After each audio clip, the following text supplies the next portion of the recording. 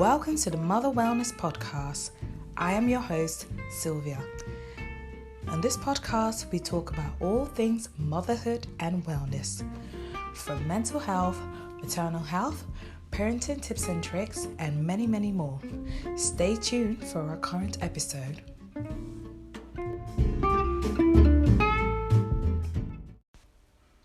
Hello, welcome to episode 2 of the Mother Wellness Podcast. I am Sylvia and I am your host. Today I want to share on 3 ways to stay well as a mother. So let's begin. Motherhood involves so much time of giving rather than receiving. We tend to spend a lot of time giving our energy, our resources to our loved ones, our spouses, our children, to jobs and other roles and responsibilities. We don't always spend that time focusing on ourselves and our needs. And so today I wanted to share with you 3 simple ways that you can take care and stay well as a mom. So number 1 is to have regular moments for self-reflection. So what I mean by that is to have times where you're alone and away and by yourself, where you can sit still and think. Have moments where there's no one around. It might be first thing in the morning, it might be last thing at night, it might be a personal retreat. Whatever moment you can get to really focus on your own needs, really reflect on your own thoughts. I believe that is so important. We tend to focus on the external constraints and factors around us that we don't always look intrinsically or introspectively, and therefore it's important to have time out to really look within ourselves and look and think about what we want to achieve out of our life. What are our personal goals and dreams? What do we want to focus on? What are the things that we are passionate about?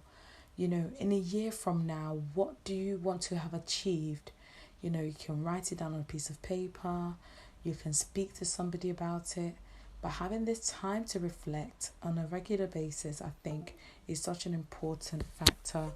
And it's really important to have this consistent time. How frequently and how often you do this is up to you. And I think, it would be great to start with once a week, if you can't do any more, and see how you go. So I believe that this time for reflection is so important. Time to sit still. You can listen to sounds of nature. Whatever you choose to do in your moments of stillness and reflection is up to you ultimately. But I believe that it's important to have time out and time to think. So that's the first point, having regular moments for self-reflection. Point number 2 is to take a break or time off.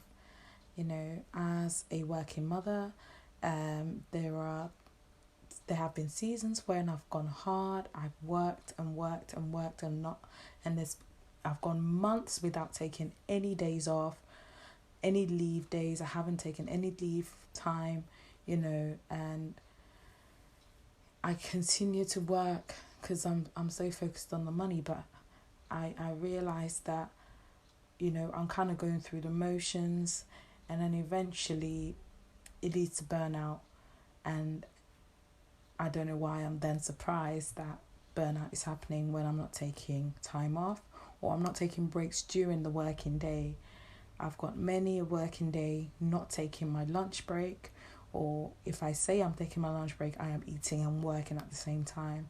And I think it's important to note, obviously, and remember that that those break times that we have is not times that we're even paid for. So it's important to, take time out to really focus, take time off to really focus on you, take time away, because having that time away, having that break will help to reduce the risk of burnout. Obviously, there are so many different factors that can lead to burnout, and I can talk about that in a future episode. However, I believe that taking a break and taking time out is so important, and it's something that we need to continuously include and incorporate in our lives to enable us to live as balanced life as possible. So that's point number 2, which is to take time off or take a break.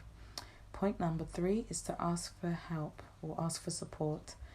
I believe that asking for support comes in so many different ways. It could come through practical support, you can have information sharing support, or you could have professional support. So, what I mean by that, practical things could be somebody to help you look after the children, to do housework, cleaning. Those are the sorts of things that I would say are like practical support. Information support could be information about organizations, people that help with specific issues. For example, if you maybe have sleep issues with your children, or organizations that deal with specific health conditions, if you're dealing with that within yourself or with your child. Professional support could be counselling or going to your GP for advice. So those are the sorts of things I'm talking about when I say ask for support. And, I'm very passionate about maternal mental health and breaking the stigma of mental health in motherhood. The statistics in the UK say that 1 in 4 people will have a mental health problem at one point, at least, in their life. And, that does not exclude motherhood. And conditions that happen during motherhood are called maternal mental health conditions. And a lot of them could be caused by factors due to motherhood, but some mental health conditions may have occurred prior. And having therapy, it doesn't mean that you have to have a mental health diagnosis to have therapy. Therapy can be sought for many different reasons. It could be because you're going through transition in life.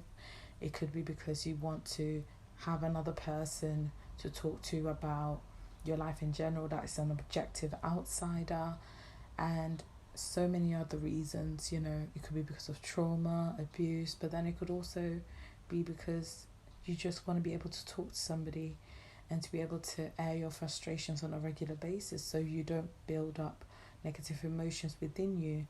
There is no one reason or another reason to go to therapy, and that is a personal choice and decision that you can make. So, I believe that asking for the different types of support I mentioned, which are practical support, information support, and professional support, are very important, which which leads me to my final point, which is asking for support. So I hope that these points were helpful to you.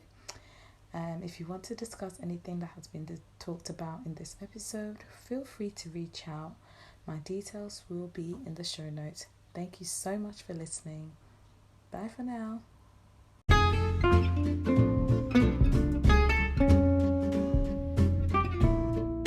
Thank you for listening to the Mother Wellness Podcast. If the episode topic resonated with you, feel free to contact me if you'd like any support or further advice or information about the services from the Mother Wellness OT company. My email is motherwellnessot@gmail.com. Alternatively, you can send me a message on Instagram at motherwellness.ot or on Facebook also at motherwellness.ot. Thank you for listening. Bye.